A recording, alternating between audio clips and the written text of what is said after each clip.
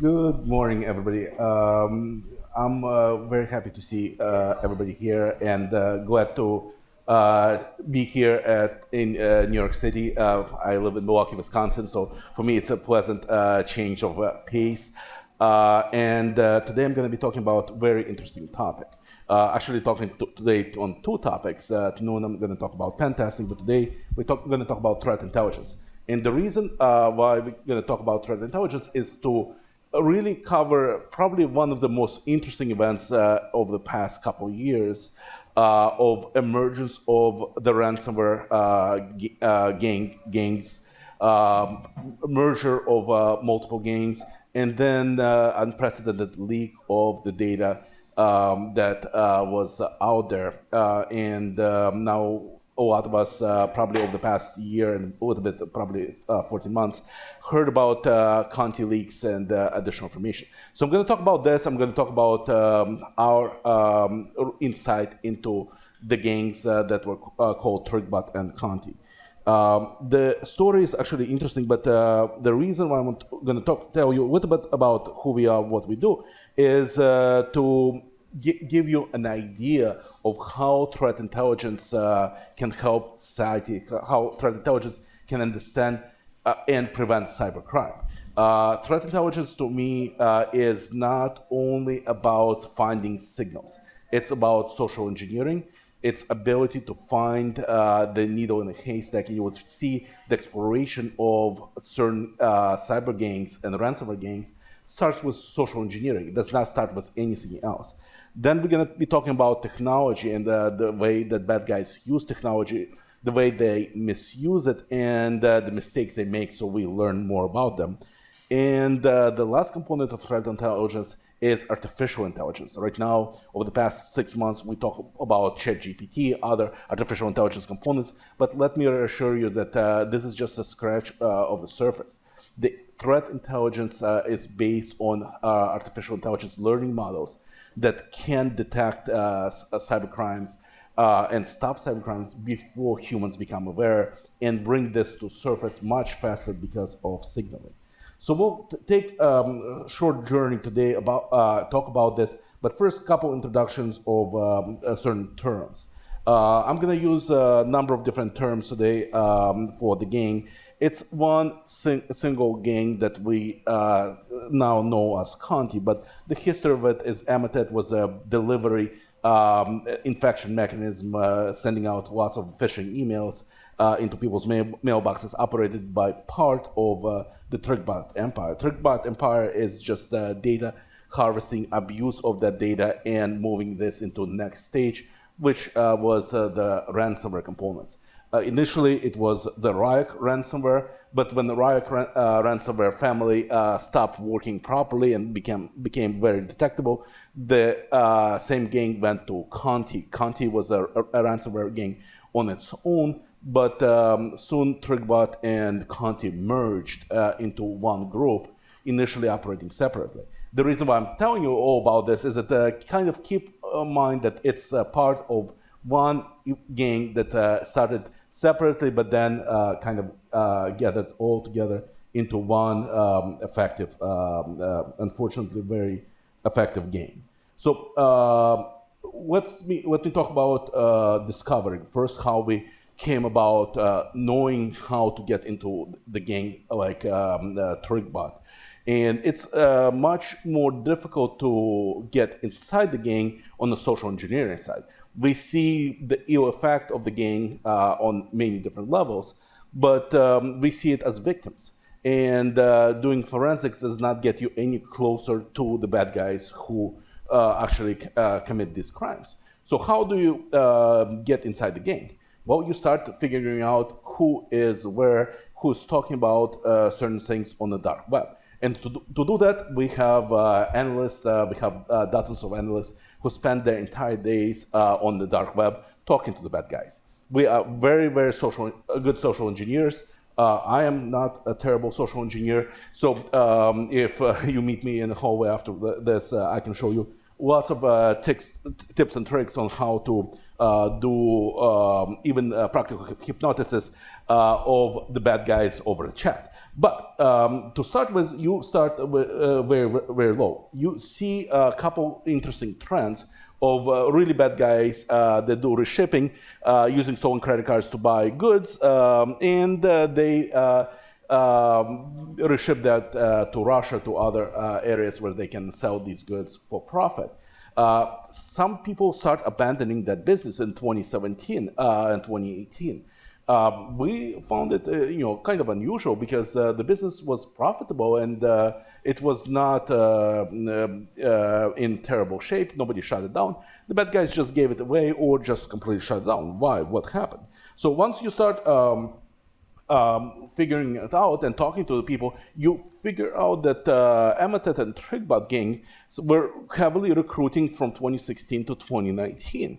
And they recruited other bad guys who abandoned their businesses because Trickbot was unfortunately much more profitable. The bad guys could make $100,000 overnight with a very successful ransomware attack. And that's on a single target, part of a larger game. So we noticed that some people abandoned business, and when we started talking to them, they told us, hey, there is a big secret. We can actually get in on the ground level to this great game. And really, for a ransomware gang that has its roots into 2015, 2016 cyber criminal groups, and they were just extinguished last year, 6 years of operation, it's quite a bit of history, quite a bit of profit. So we were able to get introduced into the Trickbot gang through many different channels, but it really started with a couple very basic channels abandoning their old businesses. And then once we were in, we started suggesting the gang members, hey, I know this person is great, and this person is great as well. So we actually were able to bring in other aliases, other personas into the gang, also referring to them as very trustworthy sources. But how do you stay within the gang without really committing any crimes and really trying to learn about everything, but not really doing anything bad? And we hadn't done anything bad. Well, there is a really easy trick. You talk big, but you do nothing. If somebody says, hey, can you help me with this? No, I'm busy with another bad thing. We come up with agenda saying, hey, we are building out this great new thing. And then when somebody takes down some infrastructure on law enforcement, say, hey, they just took down everything we had. So we were able to run circles around these guys, build connections, get into more of observer role, in order to figure out what's going on. But one of our first encounters once we got access to part of the infrastructure was sheriff's office in Vigo County, Indiana. It's a very, very small sheriff's office. I think I've been into Terre Haute, which is a part of Indiana where this is. But this little sheriff's office was taken over by Trickbot virus. So we on May 28th, we detect this infection. We're actually seeing the components of their AD infrastructure showing up within Trickbot panels. And we are seeing that the infrastructure, we see their jail cell cameras being infected, and booking PCs, and mayor's computers, sheriff's computers, all fun stuff. So we need to reach out immediately. We make 3 attempts to reach out to these guys. Us, they just ignored. When we reached out through a trusted third party, they ignored them as well. Finally, made a phone call to one of reporters saying, hey, there is a ransomware attack about to happen in Vigo County, Indiana. And the reporter makes a phone call to the Vigo County, and they tell them everything's under control. We got it. Thank you for letting us know. Thank you very much. That happens within the first 2 days. Then, unfortunately, 3 months later, or 2 months later, we read in the news that Vigo County Sheriff's Office did pay ransom to Trickbot. This began a very long, very tenuous process of monitoring the gang, letting people know that they've been breached, companies know, government institutions. I would say that a great thanks to U.S. Secret Service that worked with us for many months and years on this, and took a lot of information from us, stopping a lot of cybercrime. A lot of things were disseminated through our networks, but our law enforcement was integral part for this as well. So how do we progress further? How do we get in much further within the gang? There are lots of different ways, but I'm going to teach you one of the most interesting ways that we've seen. First of all, 1001 best idea for present for your girlfriend. We really saw that one cybercriminal with nearly full access to the Trickbot infrastructure, at least the reporting part, decided to go for option 537. He gave his girlfriend access to Trickbot to buy herself something nice from stolen funds. They're in Russia. Maybe it's okay for them to do these things. Please don't give your significant other presents like this. But definitely seen an interesting change, because this young lady turned out to be very entrepreneurial and very, very, very curious. So she asked a lot of questions, and she was not very shy about sharing that information with others. So as we made friends with her boyfriend, he said, hey, I gave my girlfriend access, and he introduced us, our personas to her, and she asked us a lot of questions, and she gave us a lot of access. No idea what OPSEC is, thank you, but definitely, she gave us information that we need to know. So she would ask us visually, hey, what this is, and takes a screenshot of her system. Well, we tell her, no idea, I don't know. But she actually shows parts of infrastructure, parts of logins. And when her boyfriend was busy, she would ask for help, and she like, hey, here's my login details to my virtual machine. Can you help us out? Yes. We did. So we logged in, we got information. It's very curious that this young lady used stolen funds from the victims to buy things like squeegees for her car, figure out how things to remove scratches from the bumper of a car of her boyfriend that she scratched, things for toenail fungus, other gross things. But nevertheless, she was actually very informative, and this server actually became one of the most interesting early stage access points for us to get more information out of this. So she would show information and keep actually relatively good accounting of abused devices that you probably can't see here, but it's just a list of abused devices, the access she got, and what she did with it, if she was able to cash things out, use a credit card, or pass it to somebody else.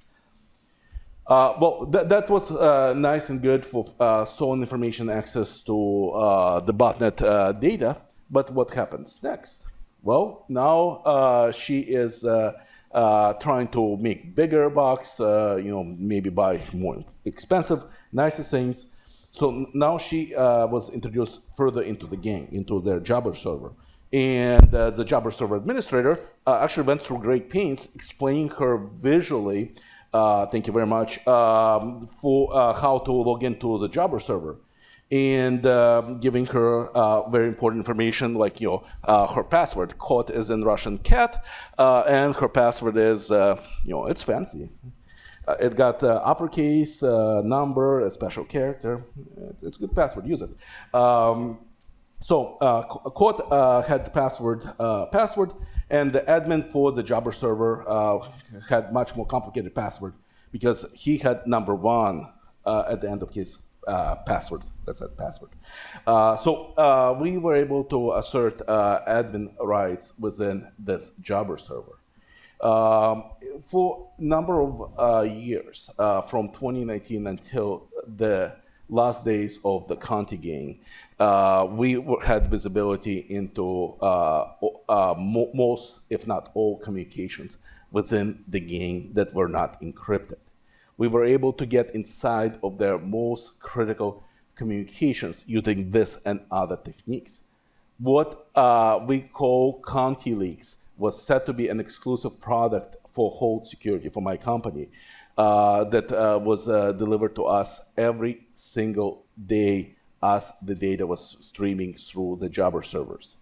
We had a different opportunity from a lot of folks that are here who heard about this, and when the breach became public at on, I believe, February 27th of 2022, everybody started reading the data who could read and the translate who couldn't.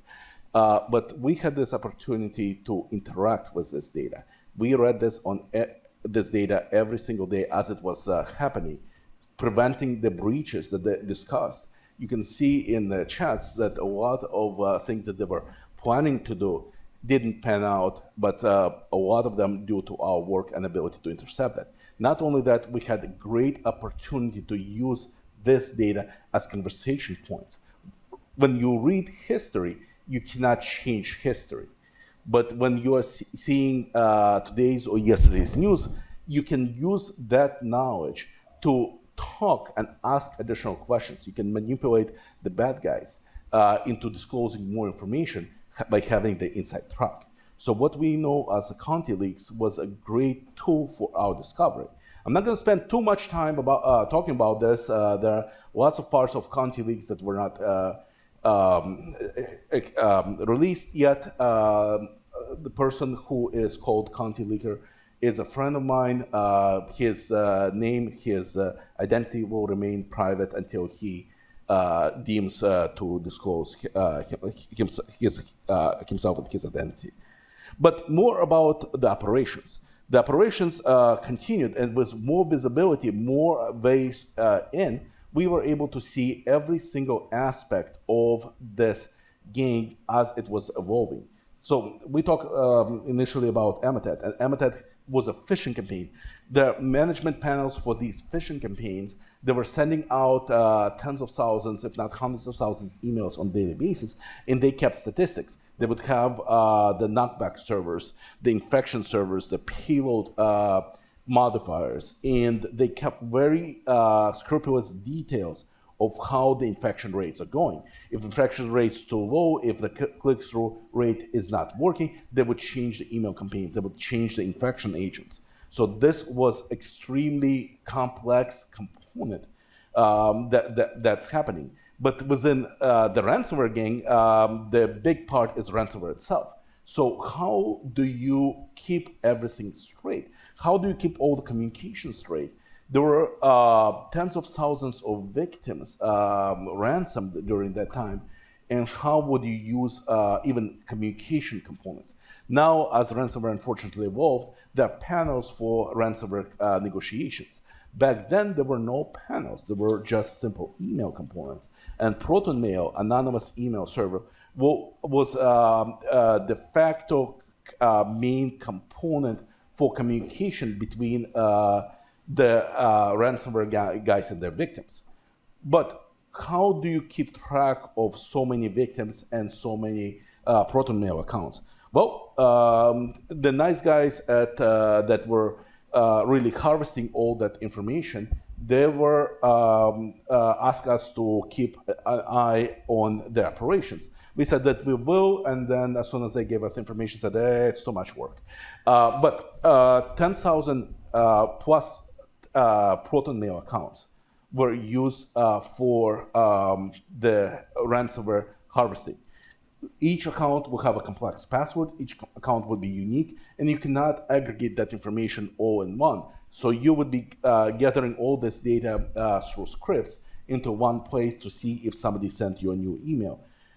From that perspective, watching 10,000 accounts was a job of two cyber criminals within the Riot gang.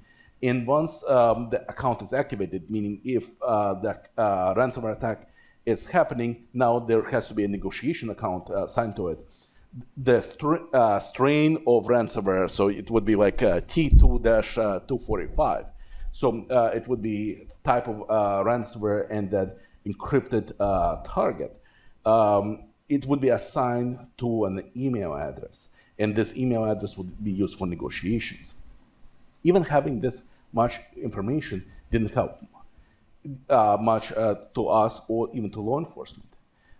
Even though you know how the bad guys negotiating, it's not like this account would have password decryption keys. Unfortunately, it was extremely difficult, and very few cases we were able to obtain the decryption keys for the victims ahead of time. But from the perspective of seeing negotiations, seeing some of the internal components within that gang, we knew how to assist certain victims. We knew how to press the bad guys, and we knew their breaking points as well. But having all this information turned out to be not very useful. Even from the legal perspective, entering any of these email accounts is a trespass. Proton Mail are the owners. Yes, for a certain portion of time we were asked to enter those accounts, but when that permission was revoked, law enforcement cannot enter it. We can't enter it without warrants or without legal reasons. So unfortunately, not much can be done about these accounts, and quite a few of those were used for actual ransom negotiations. I want to give you an interesting story about how the bad guys perceived the ransomware attacks, how they were handling them, and how the bad guys' minds work. Believe it or not, the ransomware cybercrime, the type of cybercrime, is based on honor system. The bad guys have to be brutally honest with their victims, what they call customers. And there are paying customers and bad customers for them. The reason why ransomware is a crime of honor is that the bad guys always need to be transparent and they cannot ever lie.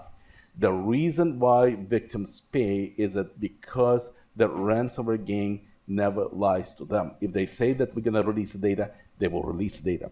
If they're gonna destroy the decryption keys, they will destroy decryption keys. If the victim pays, they would never put them into double jeopardy. They would not re-extort them. So the victim knows that if they pay, they're gonna get their stuff back.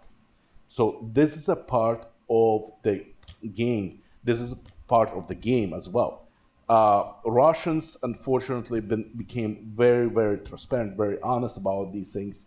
The cyber criminals in China, in North Korea, and other places sometimes double cross the victims. But Russians consider this to be a crime of honor. They actually get very offended and to a point of physical violence if somebody would suggest that they don't deliver on their promise. If you think about this, you would understand that how important the consistency for that crime is. So I'm going to give you an example of something like this.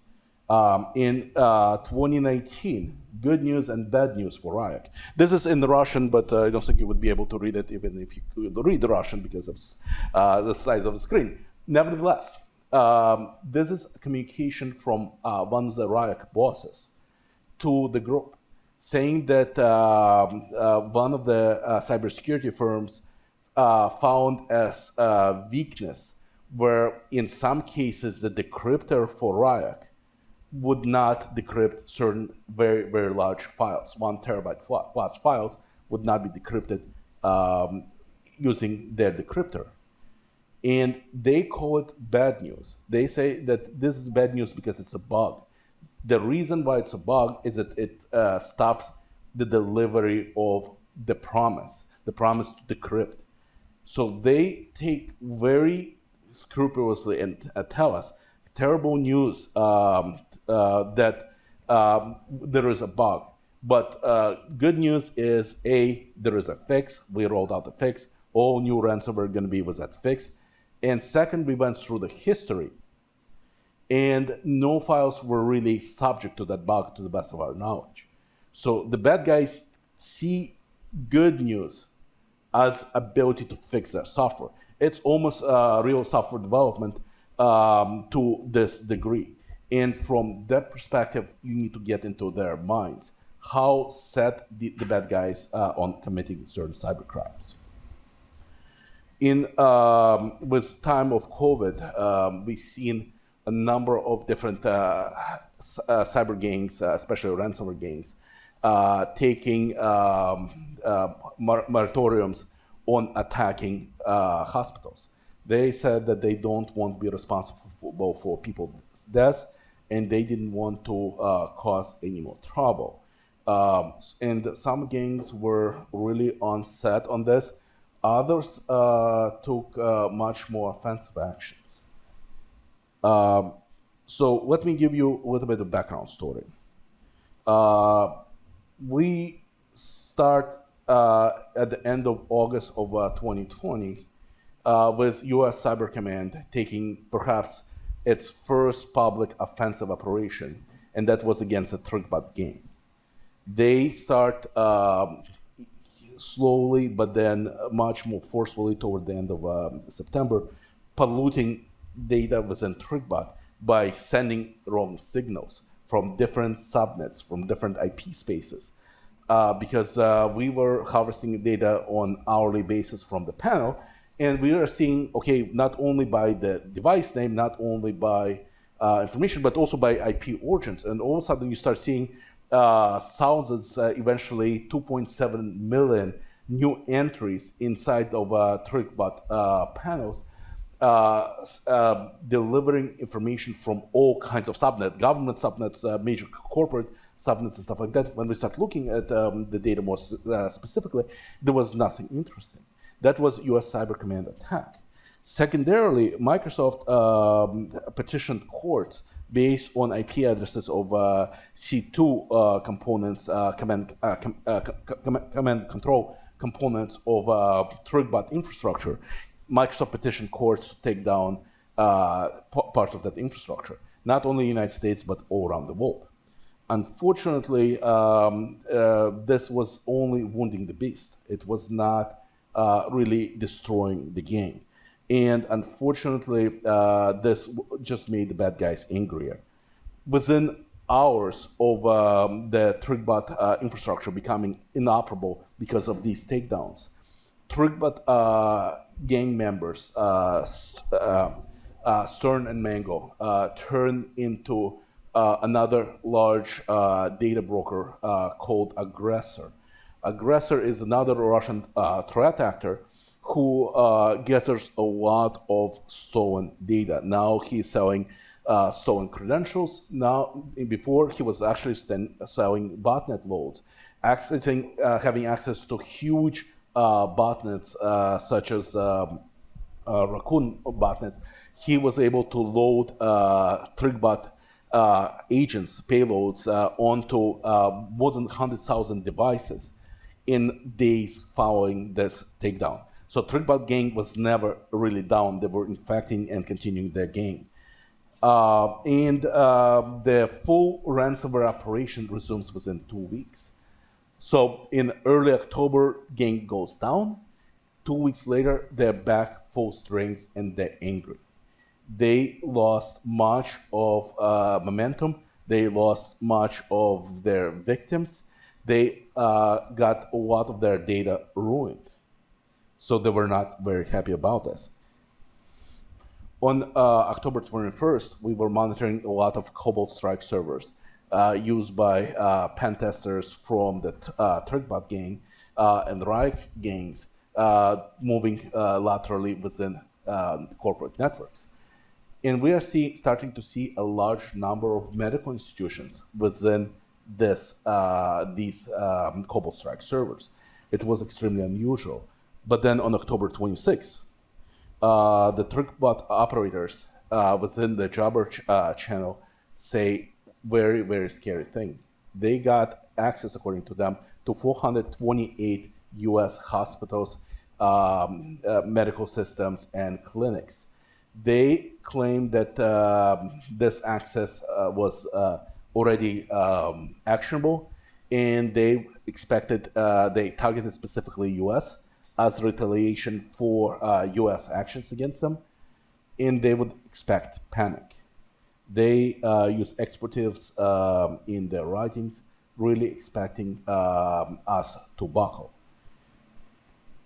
I can tell you that from October 21st and for the next 2 weeks, I probably got total, 2 hours of sleep every night, average, because of our attempts to stop that tax. Also want to thank Mandiant, now part of Google, whose teams also work around the clock, trying to prevent attacks and encryption.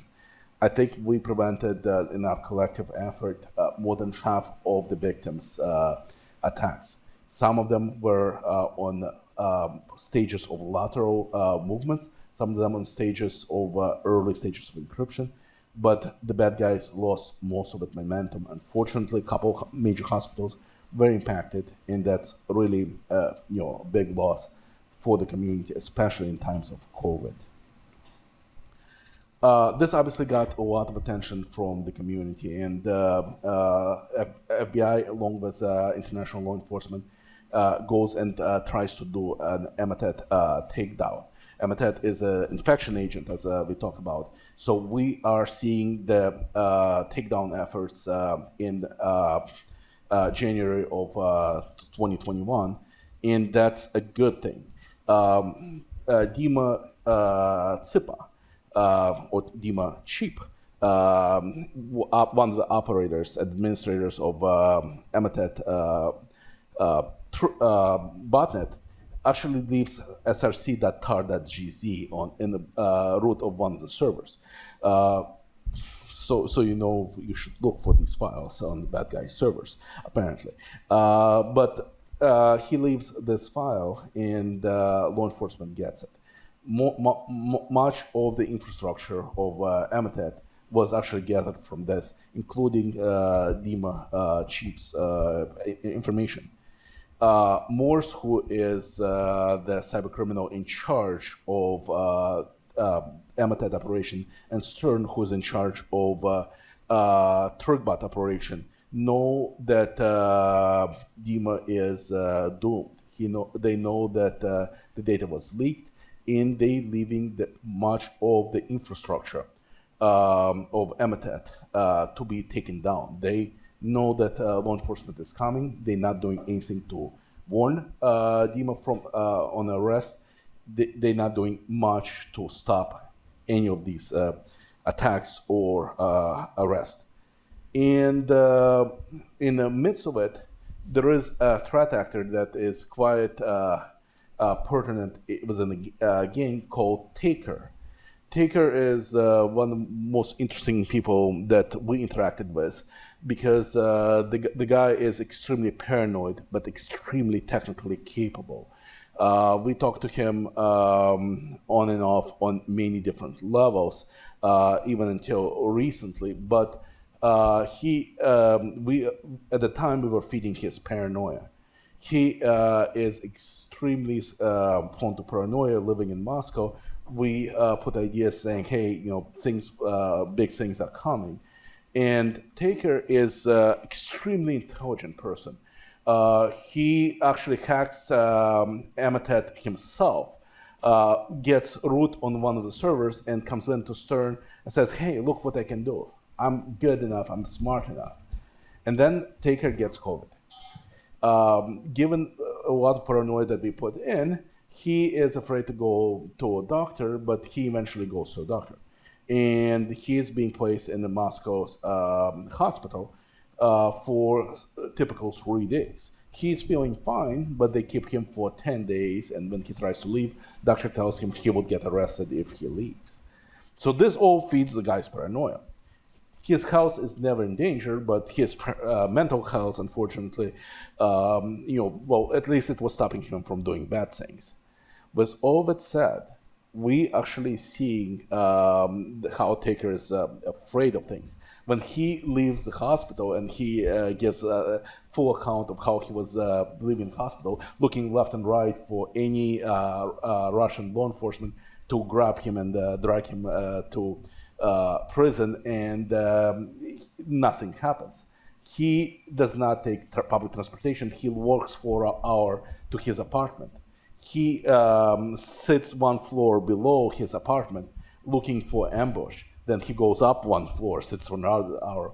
Then he walks into his apartment waiting for somebody to spring out and like scream surprise or you're under arrest or something like that. So, he once he makes it to his home, he reaches out to Stern and gives him a first warning of bad things to come, which unfortunately didn't stop the gang, but stopped some of the activities. Stern sees Emitet takedown as an opportunity to put Taker in charge. So we are seeing real hackers intrigues internally as the bad guys are trying to fight for control of different components. This is where Stern puts the leader of Trickbot, puts his person in charge of Emitet's infrastructure, and eventually pushes out the leader of Emitet into retirement. So with all these breaches, we are seeing the change in the Trickbot empire. It's the beginning of their downfall. In June of 2021, we get introduced to this young lady. This is Ala Vite. Ala Vite is Russian, but she never lived in Russia. She was born in Rostov on Don, and she became a failed cyber criminal. She had no clues about operation security. Before Soviet Union dissolved, she moves to Riga, and from Riga, where she gets her education, she moves to Amsterdam. She becomes very interesting, very prolific developer, breaking a lot of gender and age barriers. She writes quite heavily in social media that she achieved a lot by being a woman and of a certain age, that she felt that she was older, beyond all her friends and family saying, hey, it's not yours. So she actually becomes a developer. She is a good developer. She works on C++ development components for a legitimate company in Amsterdam. Then in mid-2010s, she moves with her family to South America and country of Suriname. But she's still developing code. She's still working and hoping to become best developer ever, according to her. In 2019, she gets recruited by the Trickbot gang. They find her basically on a job site and they offer her a job. This lady becomes part of the gang, and she still has no idea of operational security. She knows nothing about it. She initially uses her name Ala Vite, her real name, until somebody on the Trickbot gang says, is this really your name? She's like, yeah. Like, change it. So she changes it to Max. Max is her husband's name. So she always, in Russian language, the pronouns are very defining as you speak, so you can't say many sentences without defining your gender. So she always writes as feminine, even though there are other gang members who are women who write as masculine. So she never shies who she is, where she is, and stuff like that. She never talks about her age, but she definitely shows who she is very prominently. And then she overshares quite a bit, even flirts with some of the guys. But the reason why she gets caught is that, again, lack of understanding what the OPSEC is. On Christmas Eve of 2019, she actually infects herself with a Trickbot agent. So she becomes a part of the Trickbot botnet, and we get all the good stuff from her computer. Literally, like everything that she was logging into, everything she was doing, becomes part of Trickbot stolen information.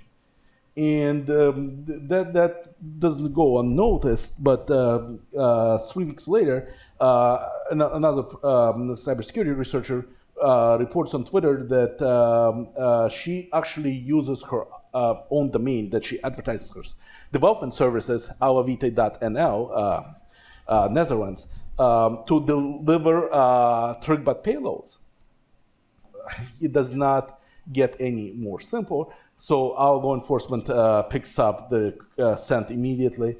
There is a warrant of her arrest, I believe, issued in August of 2020, but in February of 2021, she actually gets arrested in Florida and transferred, I believe, to Ohio.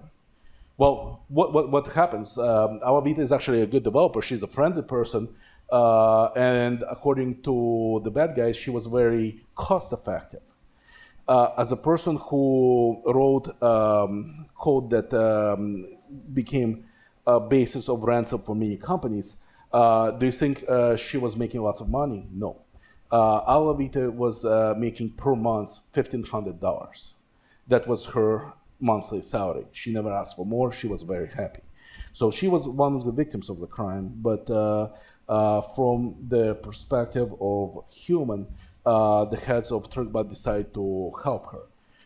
These are actual screenshots of Mango's second in command of Trickbot phone, trying to reach out to lawyers in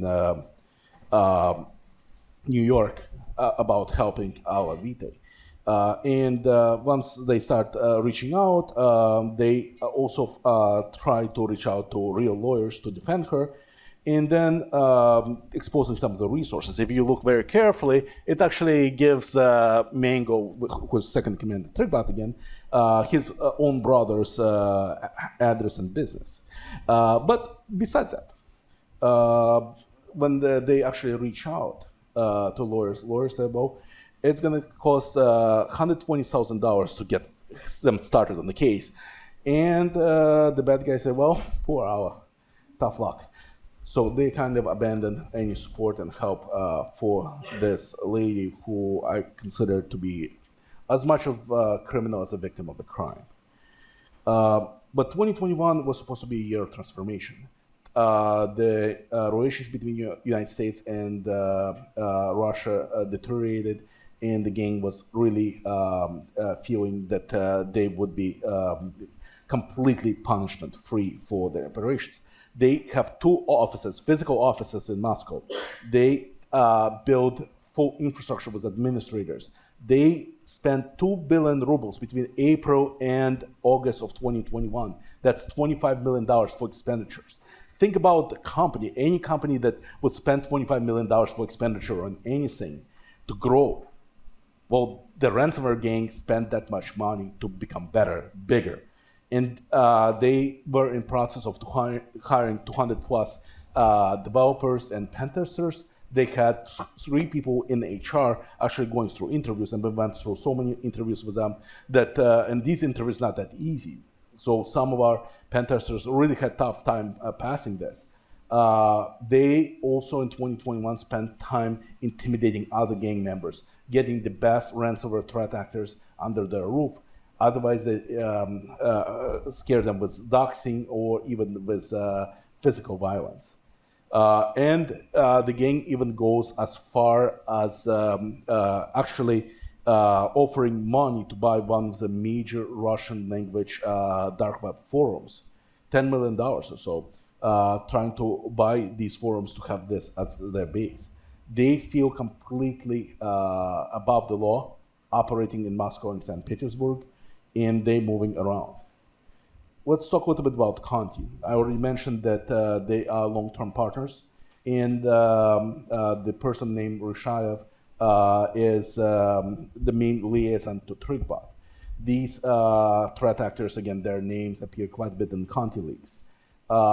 Enigma, which is a ransomware that was supposed to be a succession of Riot, developed partially by our Vitae, was supposed to be pushing Trickbot out, but leaking the source code that we had access to really destroyed Enigma as a prospective upgrade for Riot. So they unfortunately turned to Conti.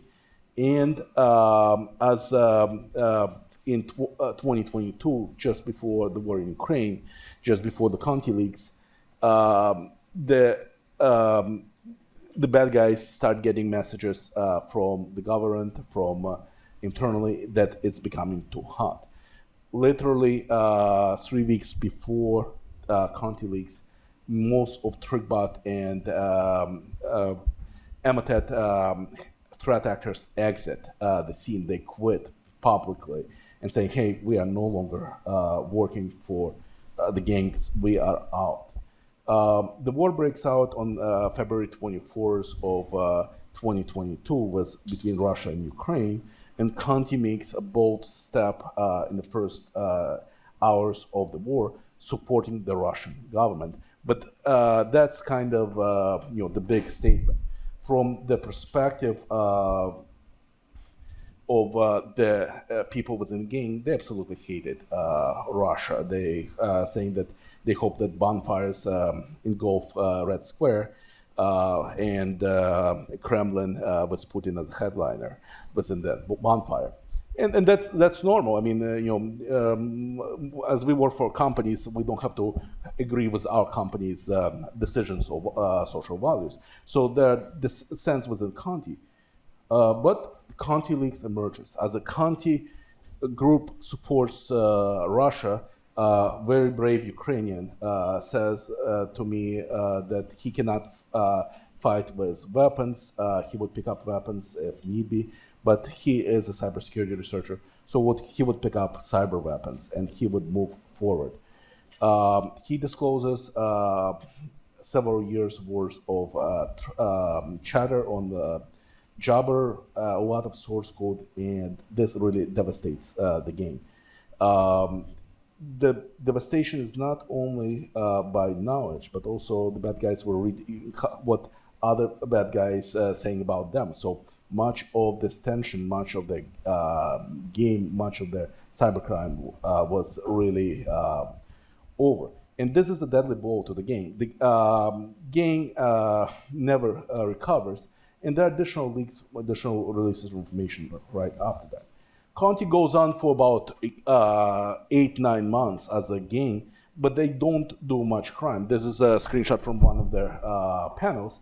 They decentralize, much better SecOps. They only talk to their friends, but they still continue ongoing operations, and they are working on the rebranding. Today, Trickbot and Conti don't exist as gangs. Their members, some of them retired, some of them were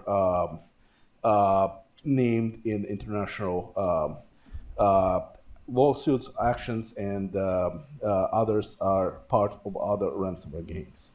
But this is a story of a gang that thrived, terrorized people, and at the end, through many different actions, through many different efforts, the activities were tempered, their information was disclosed, most of their identities were identified as well, and they're out of business.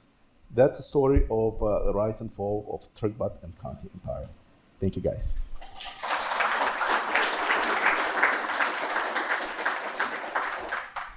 We have time for one question. Hi, first off, amazing talks. Awesome to see the work you guys have done. I've tracked these actors pretty closely in my work, obviously not the same access that you have.